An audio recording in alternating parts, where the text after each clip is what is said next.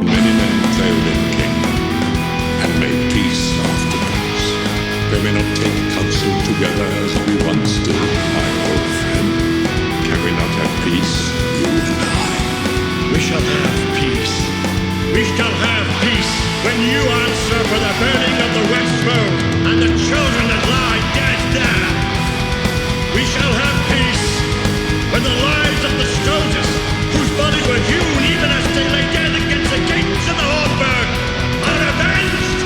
When you hang from a gibbet for the sport of your own crows, we shall have peace. Saruman falls, his power dies.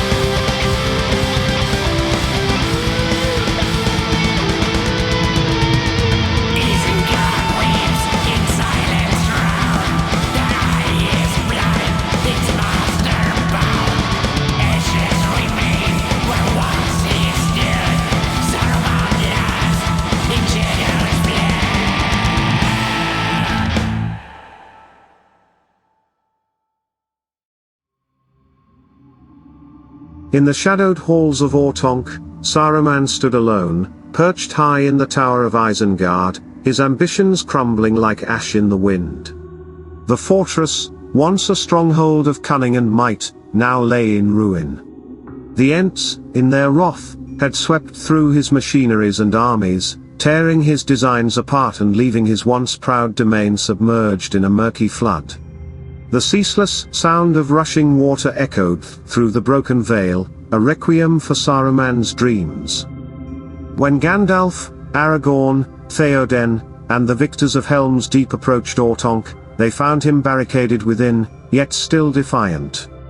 The company gathered before the darkened gates, and from high above came Saruman's voice, smooth as silk yet dripping with venom. Like poisoned honey, his words flowed, weaving a web of false contrition and veiled malice. He spoke of peace, of wisdom yet untapped, and sought to entangle the hearts of his listeners. But the company stood firm, for they had seen the ruin his deceit had wrought. Gandalf, once Saruman's ally and disciple, rose to confront him. Clad in a brilliance that seemed to rival the morning sun, Gandalf the White declared Saruman's doom. With a voice that echoed through the sundered walls, he shattered the traitor's staff and stripped him of his title and station. No longer was Saruman the White, he was cast from the Order, bereft of power and purpose. In that moment, all pretense fell away. The tower, once a seat of cunning intellect, seemed cold and empty, its master reduced to a shadow of his former self. Yet the truest blow had not yet fallen. Alone in his tower, Saruman felt the weight of his ruin settle upon him. As the Ent flood rose about the base of Ortonk, he looked upon the wreckage of his ambitions, his armies scattered, his devices twisted and broken, his name now a byword for treachery. The Seeing Stones, once his key to distant realms, had turned against him, showing only darkness. In their black depths, he glimpsed the vast emptiness of his future. For the first time, doubt gnawed at his heart, and despair followed swiftly. He, who had sought to rival Sauron and bend Middle-earth to his will, had been stripped of everything, his power, his pride, his purpose. The great wheels of his mind, which had once spun with schemes and stratagems, now turned aimlessly, grinding against the emptiness. A pit yawned before him, vast and unending, the bitter truth of his own irrelevance. Then came the final humiliation. Wormtongue, that cringing servant, betrayed him in a moment of rage. From the high window of Ortonk, he hurled the Palantir, Saruman's last link to his grand designs, down into the floodwaters below. The Seeing Stone, black and inscrutable, was claimed by Gandalf, sealing Saruman's doom. And there he remained, high in his tower, watching as the victors departed. His voice, once a weapon to command kings, was now silent. The Ent's shadow stretched long across the flooded plain, and beyond the valley, where his fleeing orcs had sought refuge, the Ents awaited with grim patience. Their vengeance was swift and absolute, none of Saruman's minions escaped to carry his name into the world beyond. Saruman, the great white wizard, now knew the taste of utter defeat. He stood amid the ruins of his ambitions, a master of nothing, drowning in the cold waters of his despair. His name would fade into shadow, spoken only as a cautionary tale of pride turned to folly, of wisdom corrupted by greed. In the echoing halls of Ortonk, only the winds answered his cries, carrying his bitterness into the empty skies above.